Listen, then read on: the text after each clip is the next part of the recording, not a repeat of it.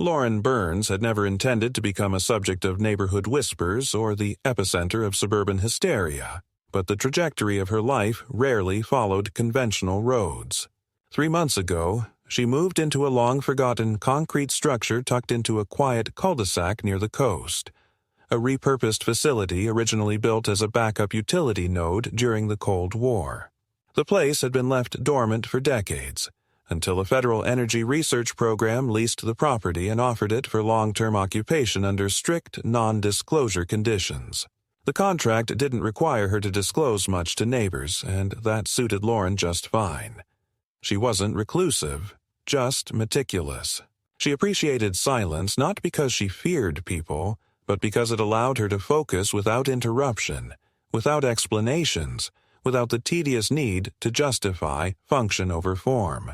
The structure itself stood out in subtle but undeniable ways. While most of the houses in the area bore the same cookie-cutter architecture, white vinyl siding, gray roofs, evenly trimmed yards, Lauren's property was built of poured concrete with reinforced seams and a flat, industrial roof lined with strange but symmetrical metallic rods.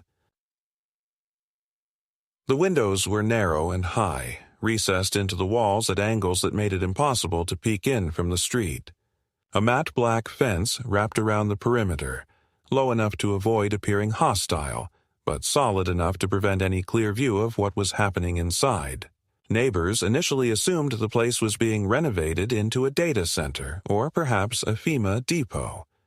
Rumors spread like spillage. Someone said they saw armored cables. Another insisted they saw men in suits unloading large crates one night. But Lauren lived alone. No one else was ever seen entering or leaving except for the occasional delivery van, always unmarked and always silent. Most residents kept their distance, perhaps unnerved by the ambiguous legality of what appeared to be a private installation in a residential area. All that is, except Karen Ellis. Karen had lived in the neighborhood for 20 years. She had served on the neighborhood committee for 17 of those, having appointed herself liaison to any and all new arrivals. She wasn't unkind on the surface, but her concern was rarely genuine. Karen believed in visibility, conformity, and, most importantly, explanation. She wasn't comfortable with mystery, especially not on her street, and certainly not next door. The first time she approached Lauren, it was under the guise of welcoming her with a flyer about garbage collection schedules. Lauren had been polite, accepted the paper, and thanked her. Then, without offering her own contact information or inviting conversation, returned behind her solid steel door and closed it without a sound. Karen stood there, flyer still in hand, unable to decide whether she'd just been dismissed or simply not received the reaction she expected. From that moment, Karen's attention began to sharpen. Every morning she walked her small dog down the street, deliberately slowing near Lauren's property, noting anything that seemed to change. There were subtle additions over time. Square devices mounted along the fence line, a faint but consistent hum that could only be heard if one stood completely still. At one point, a metallic tower appeared overnight, no taller than a street lamp with a rotating top and what looked like heat-resistant shielding along its base. That week, Karen claimed her television started experiencing interference and called her service provider 3 times in one day. By week 5, Karen's concerns evolved into conviction. She began photographing the equipment using her iPad, zooming in through the slats in the fence, though the angles gave her very little to work with. She reached out to a friend who claimed to know someone at City Hall and asked them to investigate whether Lauren had filed any construction permits. According to them, the property was under special status, which to Karen might as well have been code for illegal.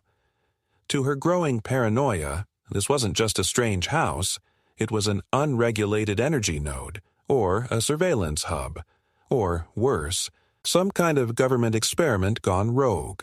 Karen's mind didn't leap to these conclusions irrationally. She built them from breadcrumbs. She collected the clues in a notebook she kept in her kitchen drawer. Unexplained lights at night, fluctuations in her power bill, a sudden loss of cellular reception whenever she passed the eastern edge of Lauren's fence. Then came the final push. One morning, while walking her dog before dawn, her preferred time for neutral observation, Karen witnessed a burst of faint blue light from the back of Lauren's property. It wasn't just light, it pulsed in intervals almost like a silent strobe, disappearing after 15 seconds. Karen stood frozen, gripping the leash tighter, her heart beating fast with the certainty that this was proof of something active, something experimental. That afternoon, she placed a call to 911. Her voice was sharp but composed. She reported a suspected unauthorized energy source, potentially dangerous, possibly electromagnetic or microwave-related, and noted the visible effects it was having on nearby electronics. "I'm not trying to cause trouble," she told the dispatcher, "but I think this could be a safety hazard. Maybe even national security, who knows?" What if it explodes, or leaks radiation into the neighborhood? I mean, you should see it. It's not a house, it's a bunker with antennas. The dispatcher, clearly confused, promised to forward the information. Karen was told someone would investigate. She waited. Hours passed. Then, just before dusk, 3 unmarked vehicles arrived, sleek, dark, and silent. They parked without urgency, 2 on the street, 1 directly in front of Lauren's gate. Men and women stepped out, not in uniform, but all carrying small shoulder satchels and wearing similar wrist devices. One of them waved toward Lauren's camera mounted above her door, and moments later, the gate clicked open. Karen, watching from her window, expected confrontation. She anticipated raised voices, the classic symbols of a guilty party being confronted by authority. But none of that happened. The team entered calmly and left 20 minutes later. No police report was filed, no charges, no conversation with neighbors. Karen didn't even get a knock on her door, despite being the one who had made the call. The following morning, she found an envelope slipped under her doormat. It had no return address, no stamp. Inside was a single sheet of thick matte paper. The message was short, printed in clean serif font. "Thank you for your concern. The site is operating under authorized jurisdiction.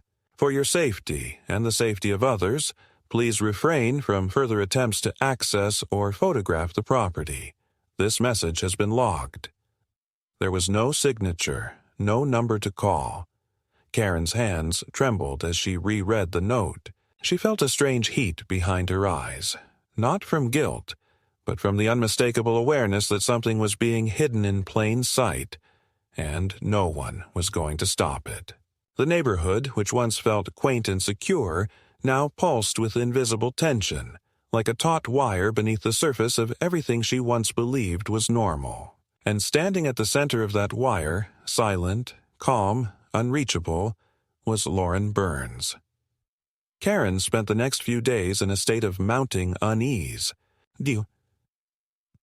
She wasn't someone easily intimidated, at least not by paperwork or the bureaucratic silence of official agencies, but the absence of any tangible follow-up gnawed at her. The note she had received was still tucked away in the kitchen drawer beneath her checkbooks, but she thought about it constantly. Its tone, so bland and official on the surface, carried an unmistakable undercurrent of authority that unsettled her. "This message has been logged." What did that even mean? Was her phone now tapped? Were they reading her emails? The thought sounded dramatic even to her, but the way the vehicles had arrived, quiet, coordinated, and gone before anyone else even realized, wasn't the kind of response normal agencies deployed. There had been no uniforms, no visible equipment, just those black wristbands and blank expressions. The whole thing reeked of something designed not to be understood. But what disturbed Karen even more was how quickly the neighborhood moved on. She spoke to 2 neighbors within the week, casually mentioning the incident, hoping to spark a shared sense of alarm. But both conversations fizzled into polite nods and evasive remarks. One neighbor even laughed, saying, "Karen, it's probably just solar panels or something. They've got those big battery banks now. Looks weird, but it's green tech." Karen had wanted to shout at her. She wanted to shake her, scream that those weren't solar panels, that solar panels didn't glow blue in pulses or require men in black sedans to validate their existence. But instead, she smiled tightly, muttered something about safety concerns, and retreated. The truth, Karen realized, was that no one wanted to know. They had seen the vehicles. They had seen the equipment. They had probably received the same kind of communication she had, or maybe not even that much. But they decided to ignore it, to treat the oddity at the end of the street like some piece of modern art, mysterious, impenetrable, and better left alone. That decision infuriated her. If something dangerous was happening in their neighborhood, they had a right to know. She had a right to know. And if the agencies wouldn't answer questions, she'd find another way. She began documenting everything, again, but this time with more discipline. Instead of casually snapping photos, she took timed notes, tracked the intervals between the low mechanical sounds she could occasionally hear at night. She plotted a crude schedule of deliveries based on the arrival times of those nondescript vans. Twice a week, always after dark. She even noted the type of tires they used, the faint marks they left on the street, the license plates when she could catch them. Most weren't registered through standard DMV channels. That was enough to convince her she was on to something real. It was around this time that her own home began to feel altered. The first sign was small, almost laughably so. Her smart thermostat reset itself in the middle of the night, 3 times in a row. It wasn't a battery issue.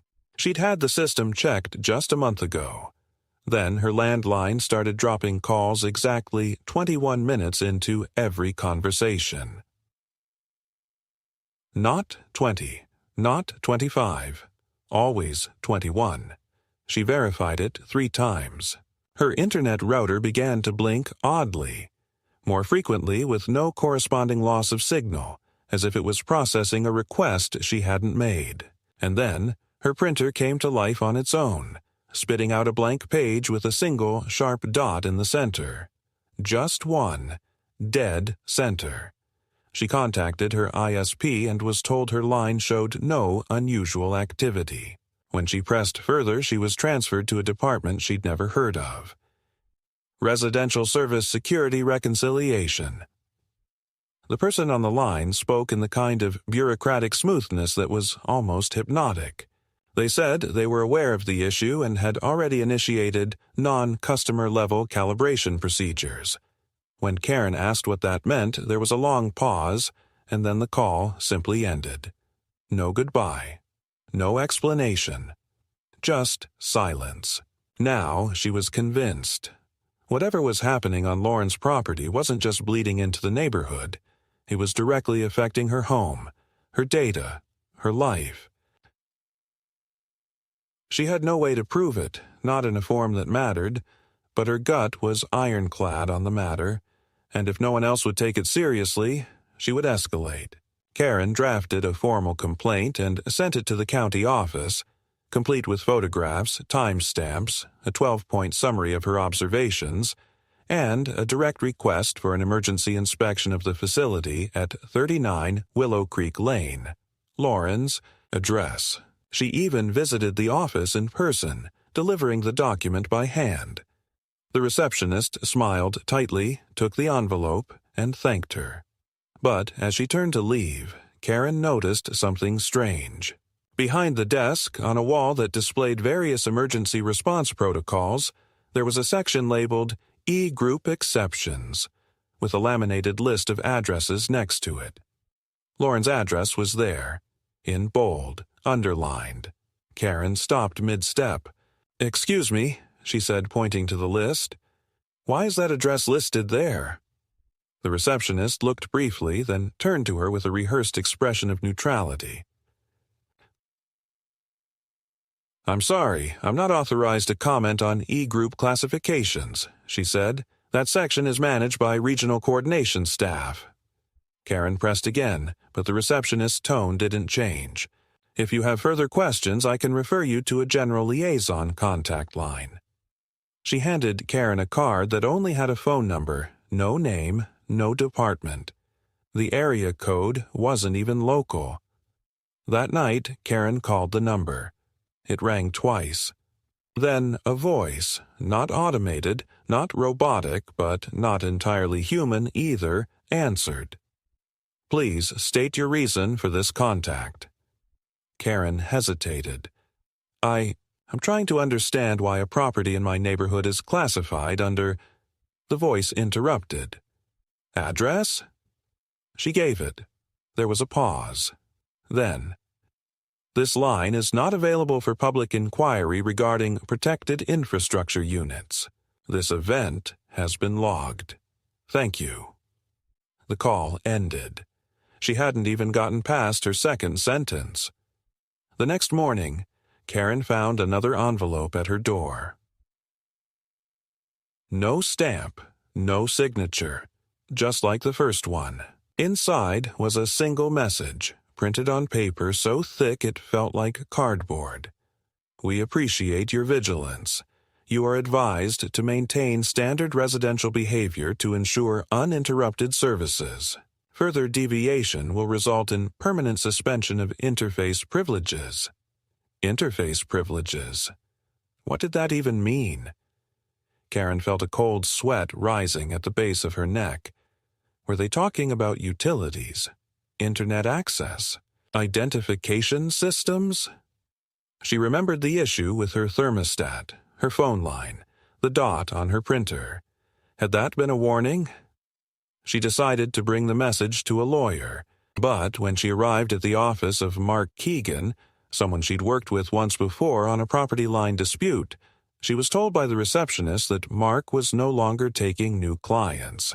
When Karen insisted she was a previous client, the receptionist excused herself, made a call in the back office, then returned with an apologetic tone and told Karen, "Mr. Keegan asked me to relay that he's no longer available for this category of consultation."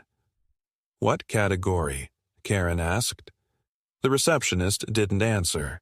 Frustrated and feeling a creeping paranoia spreading like cold ink through her veins, Karen left. She sat in her car for 20 minutes, staring at nothing. What category had she been moved into without consent? Why was no one willing to speak on record? Her observations were rational. Her evidence existed. She hadn't imagined the calls, the messages, the resets, and yet everywhere she turned, people vanished behind bureaucratic walls, or simply looked away, or changed the subject. It was no longer about curiosity or suspicion. Karen was being isolated, and somewhere behind that fence, in the quiet hum of the machines Lauren never explained, something, or someone, was watching her watch them. Karen awoke at 3:12 a.m. without understanding why. The house was silent, the kind of sterile quiet that made everything feel a few degrees colder than it should have been. Her phone buzzed next to her pillow, but when she reached for it, the screen was black, unresponsive. It wasn't dead, just dormant in a way she hadn't seen before. Even after holding the power button, nothing happened. She got out of bed, walking barefoot across the carpet, then down the stairs toward the hallway window that overlooked Lauren's property. She told herself she wasn't checking, but of course she was. The strange hum that had visited her ears intermittently for weeks was back again, except this time it was steadier, deeper. It didn't pulse. It resonated. Something about the tone set her nerves on edge. It was low enough to feel in the ribs more than hear with the ears. It was the kind of frequency that seemed designed not to be noticed by accident, but couldn't be ignored once felt. She stood there for minutes, eyes fixed on the angular silhouette of Lauren's building. The structure looked inert, passive, like it always did from a distance. But Karen had lived in the neighborhood long enough to know when something was out of place. And tonight, it was the lighting. The perimeter lights along Lauren's fence weren't on, but the panels, those strange rectangular units bolted to the corners of the concrete walls, were glowing very faintly, just enough to illuminate the fog that had settled low over the yard. The effect was disorienting, as if the fog wasn't reflecting the light but absorbing it and vibrating with it. Karen reached instinctively for the binoculars she kept by the hallway bookcase, but by the time she brought them to her eyes, the fog had thickened into a sheet, erasing all contrast, rendering everything behind the gate into silhouette and guesswork. She didn't sleep again that night. By sunrise, she was exhausted and restless. She didn't know exactly what she intended to do when she stepped out of the house, dressed in a long windbreaker and carrying a small shoulder bag with a voice recorder and notepad. Her camera she left behind. She didn't want the hum to interfere with the electronics again. Instead, she walked the length of the street, a slow, meandering circuit past the other houses until she arrived at the edge of Lauren's property line. There, she stopped. Not in the middle of the road, but on the curb, just enough to look casual, as if she were merely catching her breath on a morning stroll. But she was watching, listening.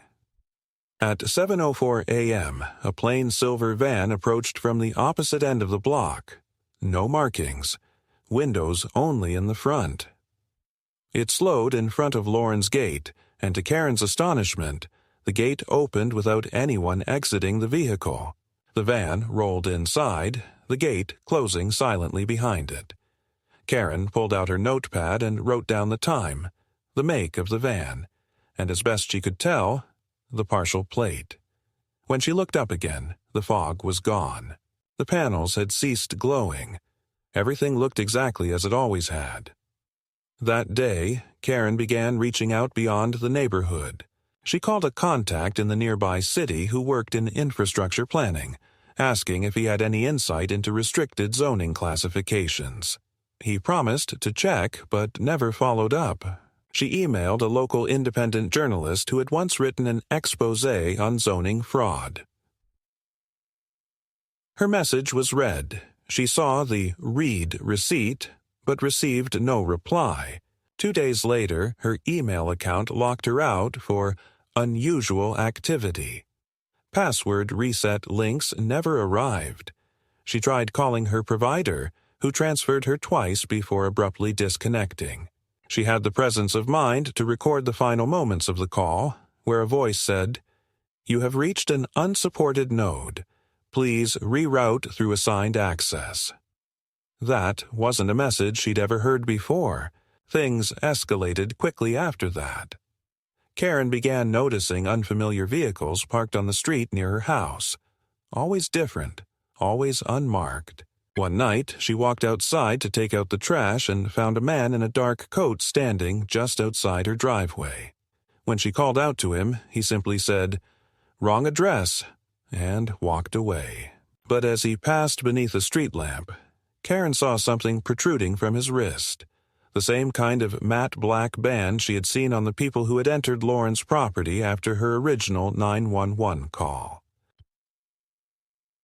She reported the incident to the police, and to her surprise, an officer did arrive. But he was vague, distant, and oddly polite to the point of being performative. He asked only 3 questions, took no notes, and made no radio calls. Before leaving, he looked at her mailbox and said, "Ms. Ellis, just be careful who you talk to, all right? Some things are managed for a reason." Karen wanted to press, but something about the tone of his voice silenced her. It was then she made what she believed to be a safe decision, though in retrospect she would come to question it deeply. She wrote a detailed letter, compiling all the data she had gathered: photos, times, vehicle descriptions, logs of power fluctuations, a summary of her failed calls and digital lockouts, and mailed it to her sister in another state. She didn't include theories, just raw data and a note. "Hold on to this in case anything happens to me. Don't ask. Don't tell anyone."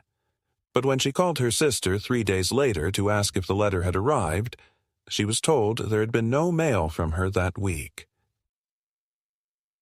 Karen had personally dropped it in a collection box at the post office. She checked with the branch, and they had no record of her parcel being scanned. She asked the clerk about mail surveillance, joking nervously. The clerk didn't laugh. She simply said, "Everything's automated now.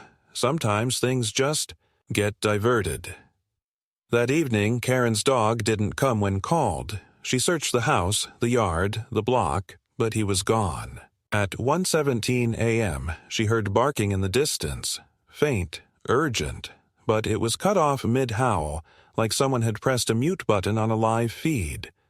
When she walked to the edge of her yard, she saw movement on Lauren's side of the fence, something low to the ground, crawling or being dragged. Then silence. She did not sleep that night either. The next morning, Karen received a registered envelope on her porch. This one was labeled, unlike the previous ones, but not in the usual way. It bore the seal of the Municipal Integration Liaison Office, a department she had never heard of. The letter inside stated that, due to ongoing disruptions to critical neighborhood cohesion, Karen Ellis would be required to attend a mandatory neighborhood reassessment session hosted by a civic moderator. The meeting was scheduled at a government building she didn't recognize, located in an office park she had never visited. The letter ended with the sentence, "Failure to attend may result in a reevaluation of residency status and conditional public service access." Karen sat at her kitchen table, staring at the paper, trying to piece together what had shifted. She had been trying to get attention. She had been trying to raise awareness. But instead of finding validation, she was being pulled deeper into a system that didn't want her informed. It wanted her aligned, or out of the way. Something had crossed a line. And the most terrifying part wasn't the technology, or the silence, or even the messages. It was the realization that no one, not the city, not the neighbors, not even the system she thought she understood, was coming to help her. She was already being managed. The day of the reassessment session arrived under a sky so bland it seemed curated, flat gray with no texture, no movement, as if even the weather had been instructed not to draw attention. Karen hadn't slept. The notice had offered no room for rescheduling, and the implication behind reevaluation of residency status loomed in her thoughts like a ticking clock buried beneath her house. She arrived early, her car cutting through an unfamiliar industrial part of town she had never known existed. There were no pedestrians, no traffic noise, only rows of beige buildings with mirrored windows and faceless entrances. The address on the envelope led her to a squat, windowless structure tucked between a disused paper mill and a storage depot. A security guard checked her name before she could even announce it, as if it had been expected down to the minute. No clipboard, no computer, just a nod and a gesture to proceed. Inside, the corridor was narrow and unmarked. No signage, no logos, no elevators, only a series of identical doors with opaque glass panels. A woman greeted her near the end of the hall. She wore business attire, unbranded, and smiled with the kind of efficiency that suggested warmth without ever producing it. "Miss Ellis," she said, "this will only take a moment." Karen was led into a room that looked more like a therapist's office than anything governmental. Soft lighting, a round table, 2 chairs, and a pitcher of water already sweating from condensation. The woman didn't introduce herself. She simply sat, activated a tablet, and began asking questions. Not about Lauren, not about complaints. Instead, she asked Karen how often she spoke to neighbors, whether she felt safe in her home, how she rated the quality of municipal services, and whether she believed her neighborhood functioned in line with modern community principles. The phrasing was alien, deliberate, stripped of specificity, but somehow threatening in its vagueness. Karen responded cautiously, avoiding words like suspicious or unsafe, unsure if the session was being recorded or scored. Halfway through, she asked what exactly this session was meant to assess. The woman smiled again, that same tranquil expression, and replied, "We're just ensuring alignment." It was the only answer she received. By the time Karen was released, nearly 90 minutes had passed. She was given a bland summary document with the phrase "session complete" stamped in large gray letters, and a number she was told to reference in case of further inquiries. The number began with 5 zeros and no letters. She asked what department the reference applied to. The woman only said, "It will be routed accordingly." Karen returned home with a deeper chill in her chest than before. This wasn't just suppression or bureaucratic indifference, it was orchestration. Her movements, her concerns, her insistence on knowing, they weren't being fought. They were being absorbed, redirected. Like a current flowing through a circuit board, she was being rerouted around the core, kept moving, never allowed to find the center. She told no one what had happened. There was no one left to tell. 2 nights later, a letter appeared in her mailbox, no stamp, no sender, informing her that her property would be receiving a courtesy evaluation visit for technical compliance. It cited a city ordinance she didn't recognize and listed a date and time. It was not a request. Karen waited at home that morning, her doors unlocked but every curtain drawn. At exactly 9 a.m., 2 men in municipal jackets arrived, one carrying a tablet, the other a small case.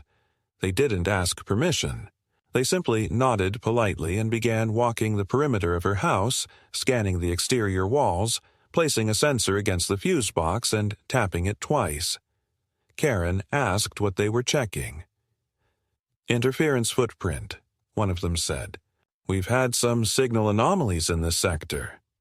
She started to respond, but before she could ask anything further, her landline rang. An oddity in itself, since it hadn't worked properly in over a week. She answered. The voice on the other end was automated and slow, but not robotic.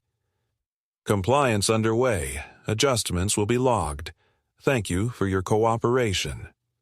Then silence. When she turned back, the men were already walking to their truck. No papers were signed. No results were given. No explanation left behind. That night, every light bulb in her home flickered once, then settled into a duller glow.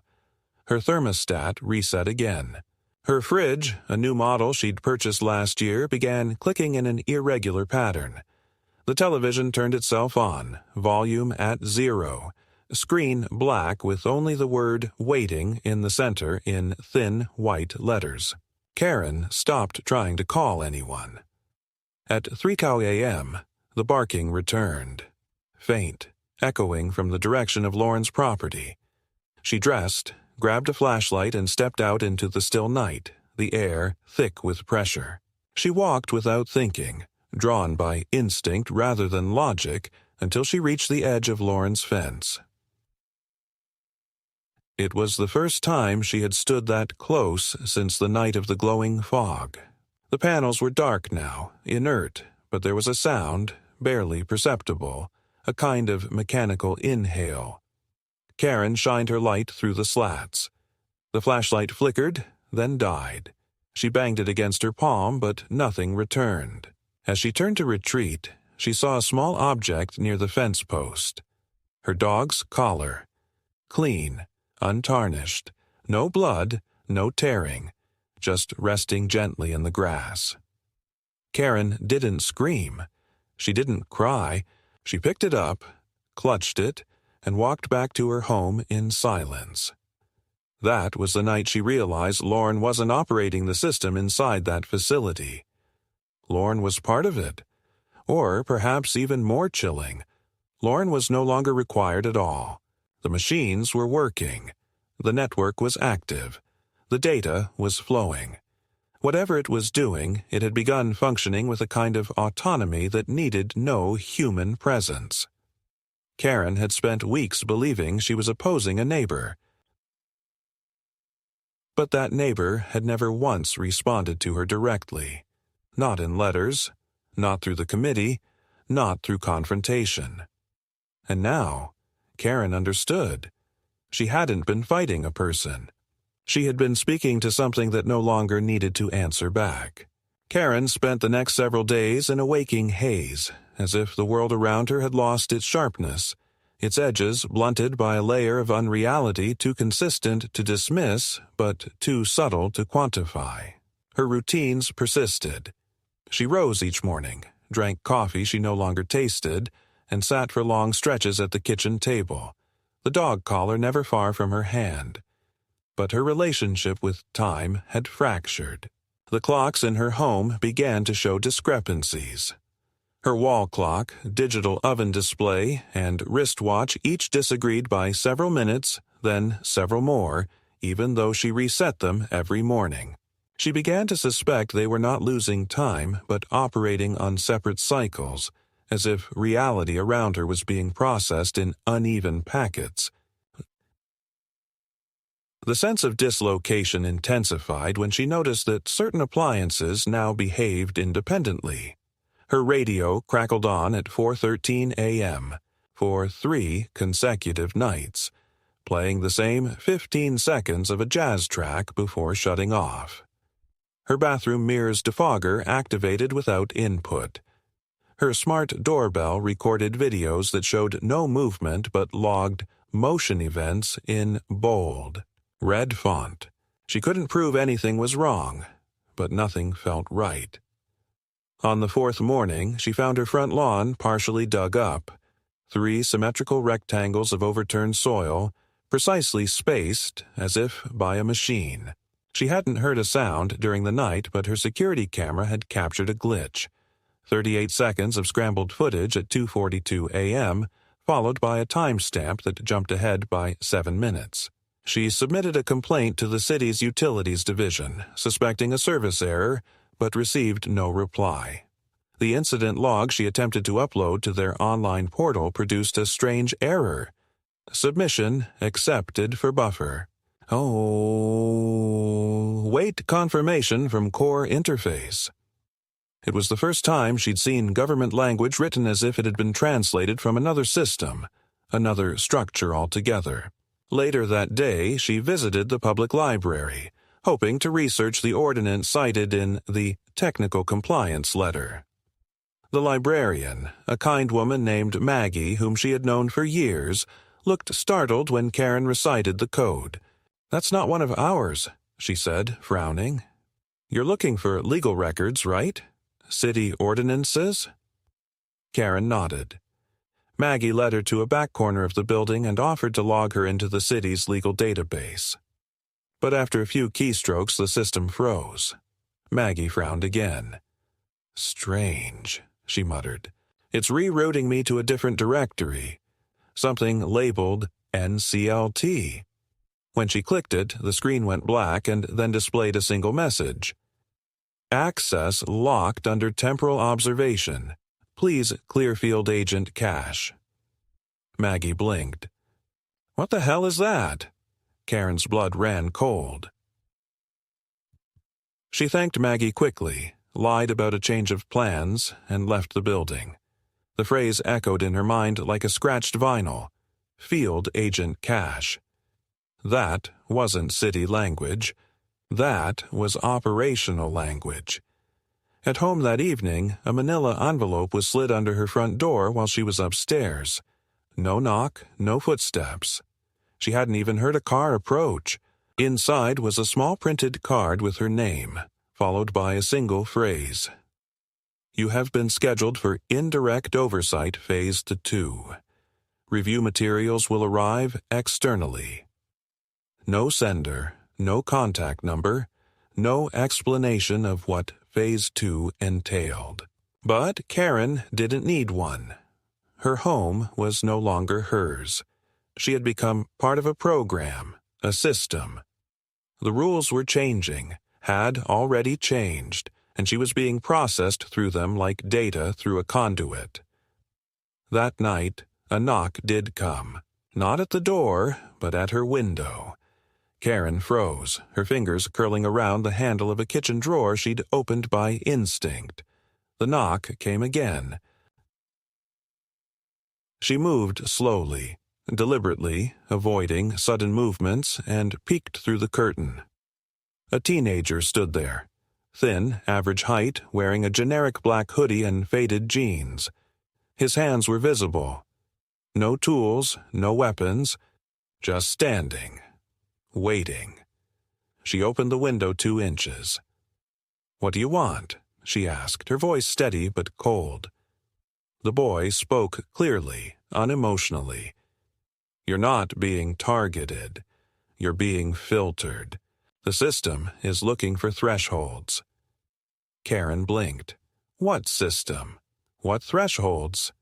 He tilted his head slightly. "Behavior, deviation, self-correction, rejection of narrative, reassertion of agency. You're approaching an unstable vector. They're trying to decide if you recalibrate naturally or require segmentation." Karen felt the air drain from her chest. "Who are you?" The boy didn't answer. Instead, he reached into his hoodie pocket and withdrew a small plastic cube, no larger than a dice, and held it up. It vibrated faintly. "You'll know if you cross it," he said, and placed the cube on her windowsill. Then he turned and walked away, disappearing down the street. Karen didn't sleep. The next morning, a different letter arrived, this one tucked inside her newspaper, as if it belonged there. It bore an official city header, but the paper texture was subtly wrong, too smooth, too synthetic.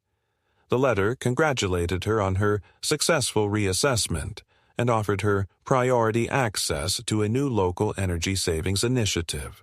But attached was a consent form she was instructed to sign, authorizing the installation of a neighborhood grid harmonization node on her property. The language was technical and obfuscating, but the purpose was clear enough.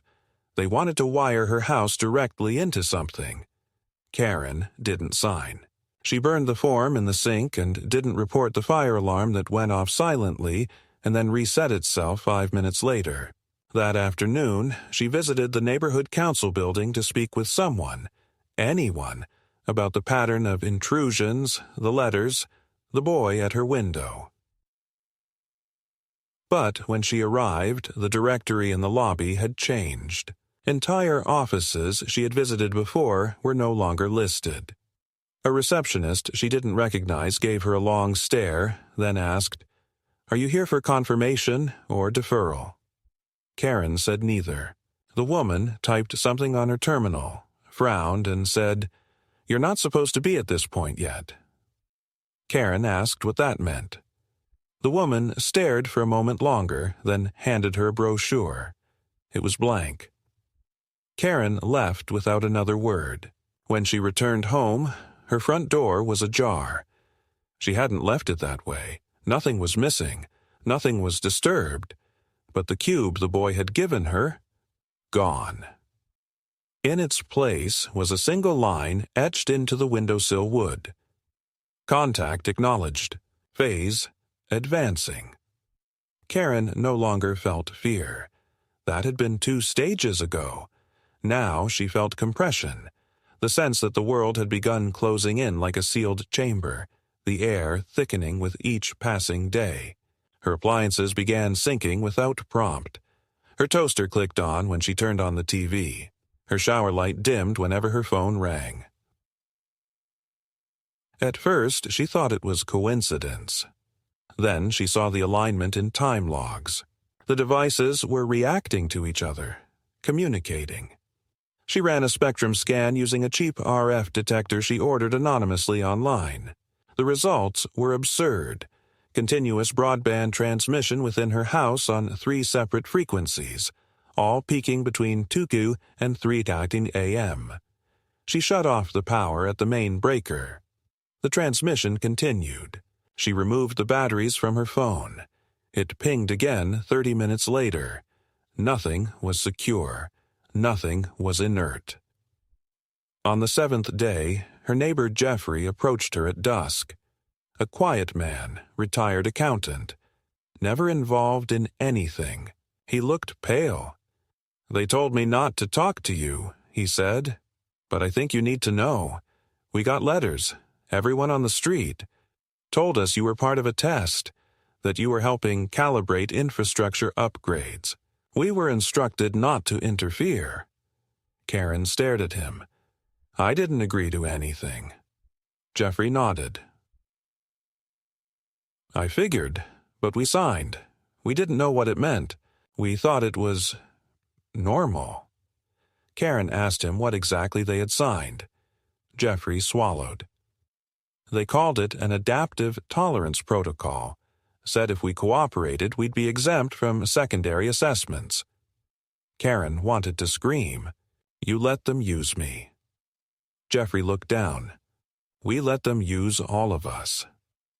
That night, the neighborhood went dark at precisely 10:07 p.m. No wind, no warning. Streetlights, homes, all blacked out at once. Except for Lauren's property, which glowed faintly, every panel humming with a soft internal light, perfectly synchronized.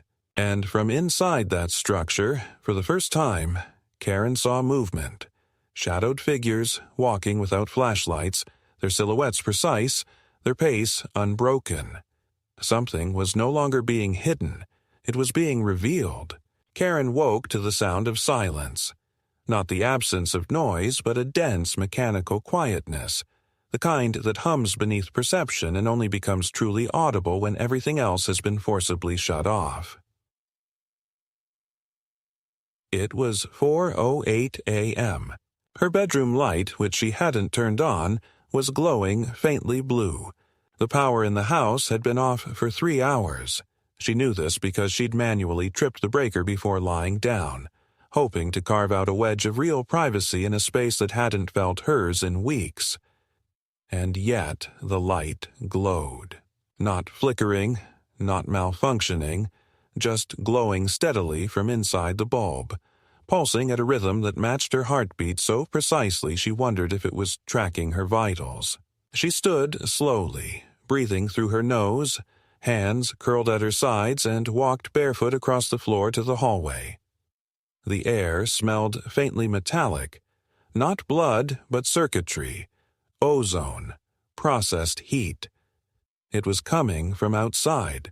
At the window she stopped, not daring to pull back the curtain. She already knew what she would see. Lauren's structure, once featureless, bunker-like, and contained, was now alive. Not just lit, but communicating. The rectangular panels that had once pulsed subtly were now engaged in a synchronized sequence, moving like an exposed processor cooling in real time. The faint blue illumination had been joined by a deeper amber hue that circulated through the base of the structure, almost like flowing data. The movements of light were rhythmic, mathematical. Karen felt nauseous. It was beautiful in a way she couldn't describe, and she hated herself for being drawn to it. Then came the sound.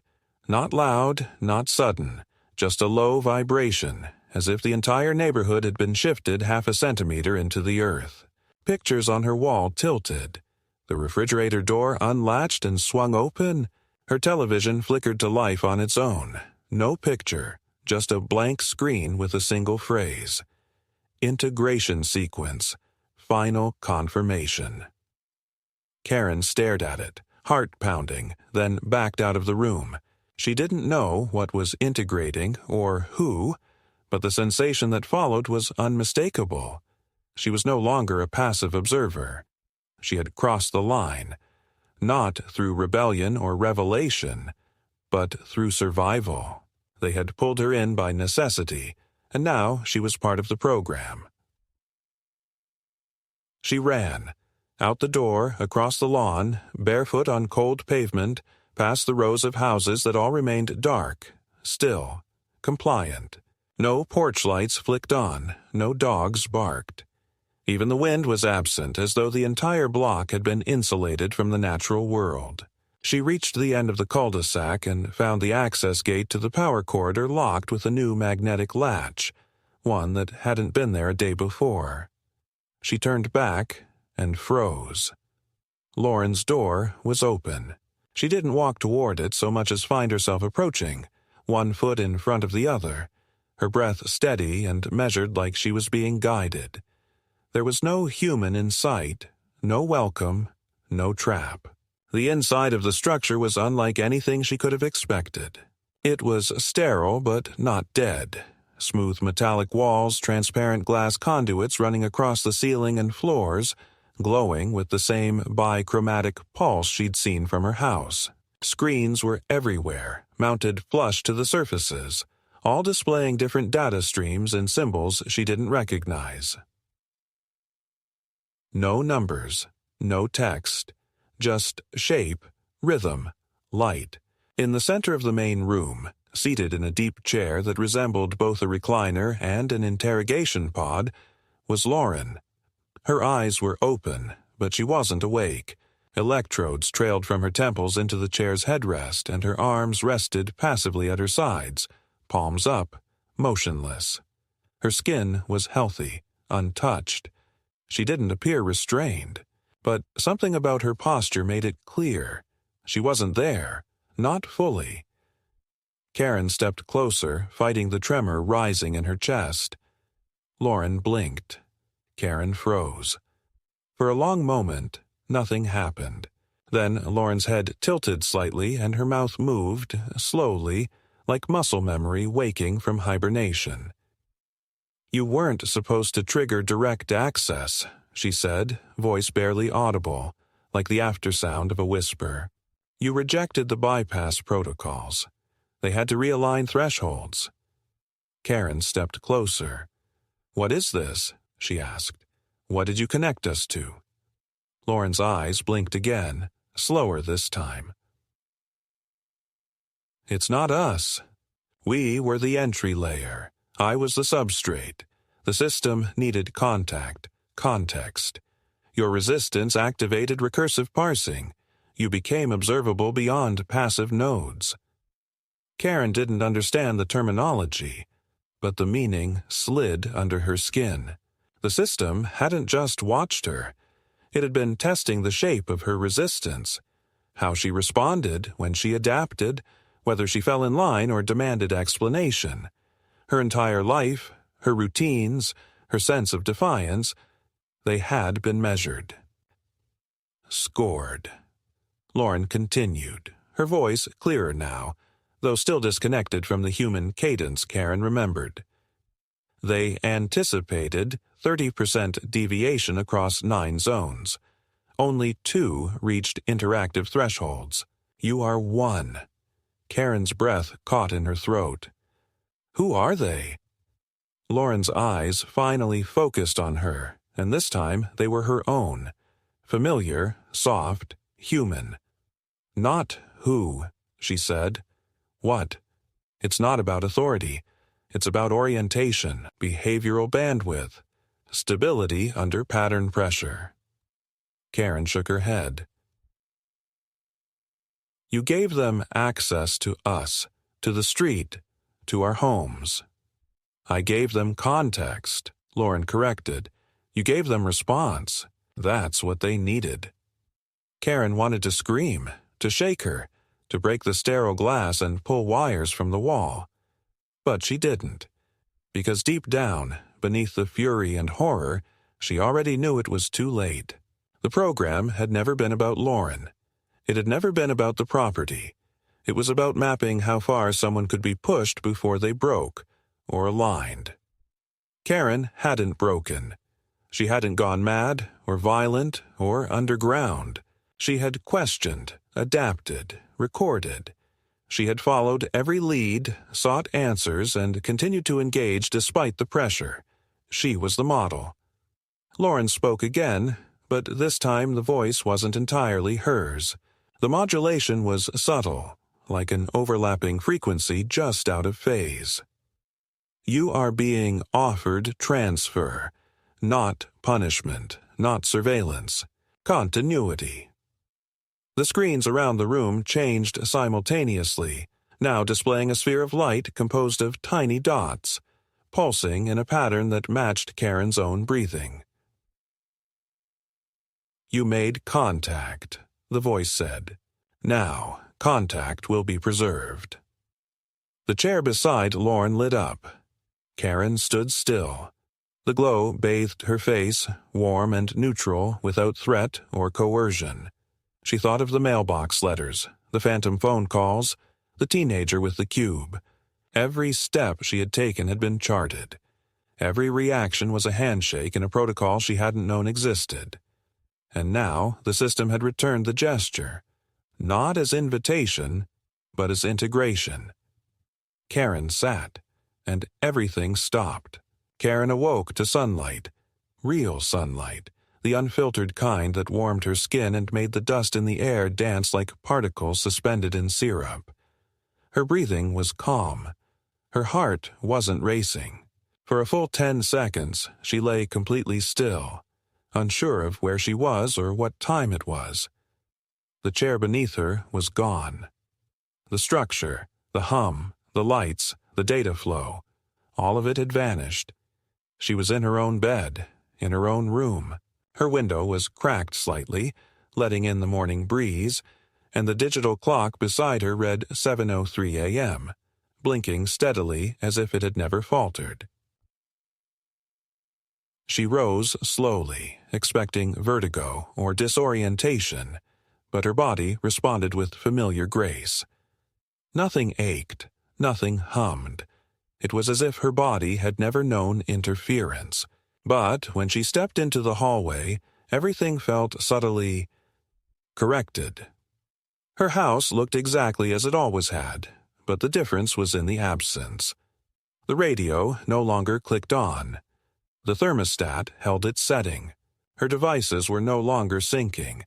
Even her phone, untouched for days, buzzed gently with normal notifications. News alerts, an ad, a missed call from a known number. There was no sign of the system that had consumed her life for the past several weeks. No panels, no fog, no lights pulsing at the edge of her vision, and yet the air still held something, like the aftertaste of memory, like the silence that lingers after a long, steady hum finally stops.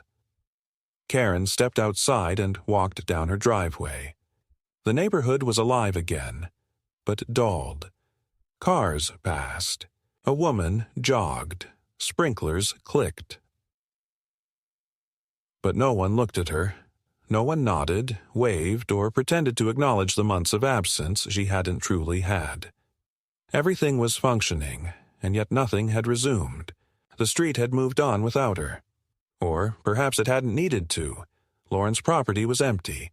No gate, no fence, no panels. Just an overgrown lot with the faintest trace of concrete foundation still embedded in the dirt, like the bones of something ancient that had been unearthed and then reburied poorly. Karen crossed the street, stepped onto the edge of the lot, and stood where the door once was. Nothing stirred. No energy pulsed beneath the surface. The grass had grown in unevenly, the weeds confident in their return. It looked as though nothing had ever been there at all. She visited city records that afternoon. The parcels still existed in the registry, but the associated owner and development logs had been wiped. Vacant since 2011, the records clerk told her, tilting her head. We don't even show any recent power activity on file. Karen stared at her, lips parting, then closing again. She thanked the clerk and left without saying more. In the following weeks, she tried to resume normal life. She attended a neighborhood meeting. New people sat on the committee now, and no one asked why she had been absent. She walked her new dog, adopted not long after the original collar disappeared, along the familiar streets. She resumed bills, answered emails, reconnected with her sister. Nothing strange followed her. No letters, no visits. The house held no glow, yet nothing felt truly restored. because restoration implied a return, and Karen knew she hadn't returned. She had been placed, gently, precisely, as if slotted back into a diagram she'd never been meant to see. One evening, she returned home to find an envelope taped to her front door. No address, no markings. Inside, a single sheet of paper, the same gray font, the same thick paper. It read, "Compliance confirmed. Proximity phase complete. Node stability achieved." Below it, a timestamp, the exact date and hour she had entered Lauren's structure. She didn't panic. She didn't cry. She simply folded the paper, set it in the drawer with the others, and made tea. Karen no longer asked why. She understood now that she had never been watched out of suspicion but out of design. Her reactions had fed something, corrected it, refined it. She had been part of the calibration, the narrowing, the tuning fork used to finalize the frequency of something larger than the neighborhood, the property, or even the people who had initiated it. Sometimes, at night, when the wind passed through the leaves just right, she could still hear the faintest hum, not mechanical, not digital, but almost cellular, like her blood remembered something her mind had no language for. She didn't speak of it again, and the system didn't return, because it didn't need to. Karen had integrated.